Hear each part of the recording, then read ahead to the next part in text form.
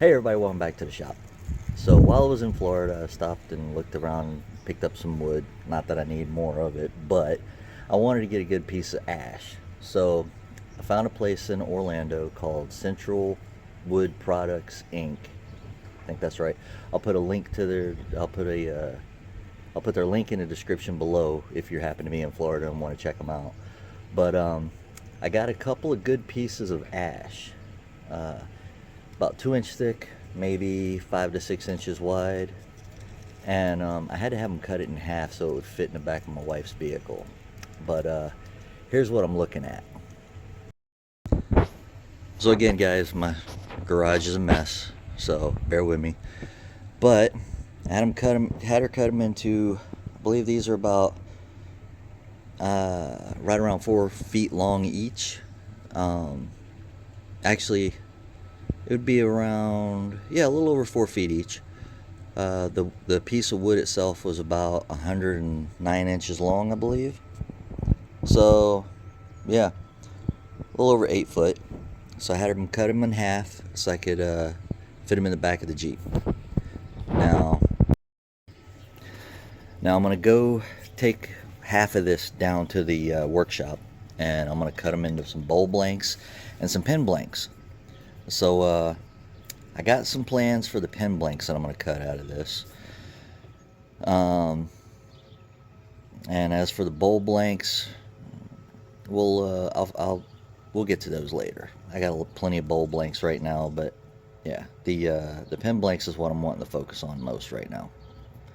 Again, this is going to be a video that probably should have went up before Halloween, but since I'm getting ready for Mad Monster in February, I want to go ahead and get started on a couple of things that I'm working on for Mad Monster. So after I get these cut up and everything, but we'll come back to the actual garage here to finish this up. All right, everybody, so I'm leaving the workshop now. So out of that half a piece of ash that I got, I was able to get 7 bowl blanks that are about 6 inches by 6 inches by roughly around 2 inches. And I got about, well, thought I had some up here in the front seat to show you, but I also got about 12 pen blanks, which, like I said, we're going to be focusing on the pen blank here. Hopefully I can make this work, because this is the first time I've tried this. But also, whenever I was down there at Central Wood, I got a couple pieces of scraps that they had there. I got some, I've always called this whinge, but I've heard a lot of people call it wingay. So I'm not exactly sure about that, but I cut that down into some pen blanks. And some, I don't know if I'm saying this right, Shedua, Shedua. So I cut that down into some pen blanks. So got a couple of those to work with, and yeah, so we'll come back whenever I get to back to the shop and we start working with some of the ash that I cut up. Hey everybody, so as part of this project, I am trying to make my own embellishing wax. Now, Hampshire Sheen makes an embellishing wax, and they have made one of these in the past. I haven't been able to catch it when they remake them. I don't know if they are remaking it anytime soon or not. You'd think around Halloween they would have, but I haven't seen anything as of yet. So, I'm going to try and make my own. Now, the Craft Supply website, which I'll put in the description below. I'll even put a link into this for this in there as well. This is how they suggest making your own. So you take some Dr. Kirk's scratch-free wood turner's polishing wax. Take a little bit of that, and you mix in some pigment with it. Now the pigment I'm going to use, I'm going to combine a couple of things here because I want to add some color to it. Now I'm torn on which color green I want to use. Now I got Eye Candy's Imperial Jade and Dark Ocean Green. The Dark Ocean Green I think would pop a little more, but I think for what I'm mixing in with it, the Imperial Jade might be a little better. So I'm going to go with that. And I'm going to go with my generic glow-in-the-dark pigment powder that I got off of eBay. I've been going through this for some time now, and I mean, I ordered a lot of it. I poured it out of the Ziploc bags you get it in into this little container I got at Michael's. It's been great ever since. Now, if this mixture works, I may make a couple more. I'm gonna do this in time lapse, so, but let me mix some of this up first.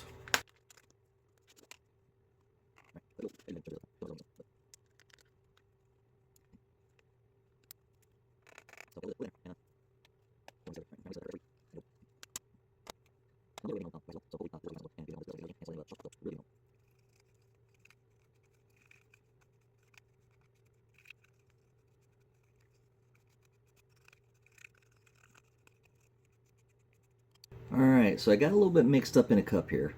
Gonna see if it glows first. I think it might glow a little bit here. The color actually looks like it's glowing in a black light. I don't know if you can see that or not, but we're gonna try this in the dark here, so I'll be right back. Well guys, I came in the dark here and the little imitation flash or whatever came on, but as you can see, this is glowing. So this portion actually works. Now we'll have to actually put it to the test and see how that works on application. Hey everybody, so now that we're back in the shop, I took one of the ash blanks that I cut up, excuse me, and I made it, as you can see, a little bit longer than the actual tube that we're going to be using. Now, I also have these marked as which one's the cap and which one's the nib. Now, I have a mark here, and we'll get to why that mark's there here in a minute. But as of right now, I have these marked as to where the where I need to drill, and I have my setup here ready to go, and I got a piece of tape here which marks about how far in to the blank we need to go for the tubes.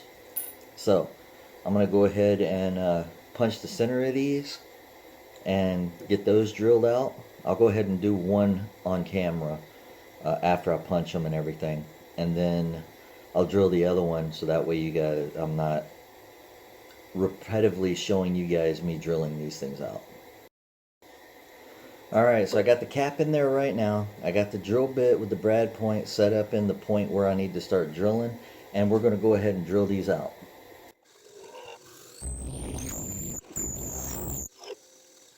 Guys, did you see me grab a hold of this thing? You never want to do that. There is, especially with like sleeves and stuff like that.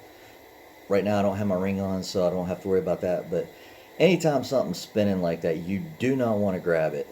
Safety tip and rookie mistake on my part. So anyway, as you can see, I got it drilled into about right here, which is about as deep as I want to go with the drill bit. So this way we can glue the tube into it. Now I'll come back whenever I go to glue the tubes in. Alright guys, so I got a few of these blanks that I want to set up. Like I said, didn't drill them all the way through, just drilled them deep enough to fit the 7mm tube into. I got a few of them I'm gluing up, like I said, but we're going to use some 15-minute mid-cure epoxy that I got from PSI. I'll put a link in the description below. I haven't used this too much, but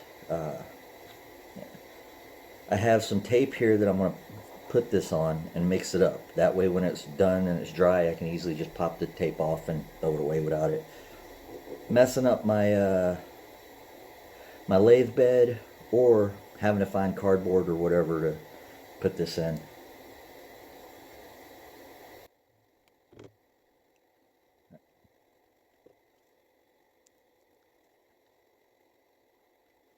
Now when I do this, I never put any glue or anything on the bottom down here, because as you slide the tube into the hole and twist it, do you see that bead of excess that's piling up there on the end?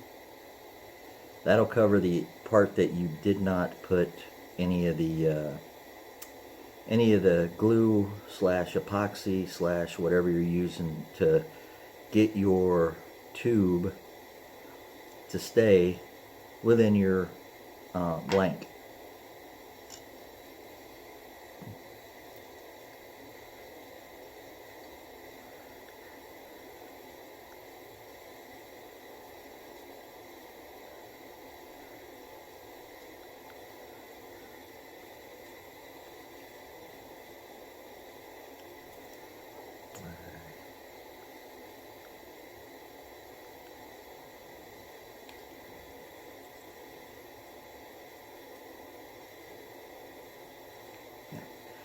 Now, I'll set these off to the side, and we'll come back whenever the epoxy's dried and good to turn them.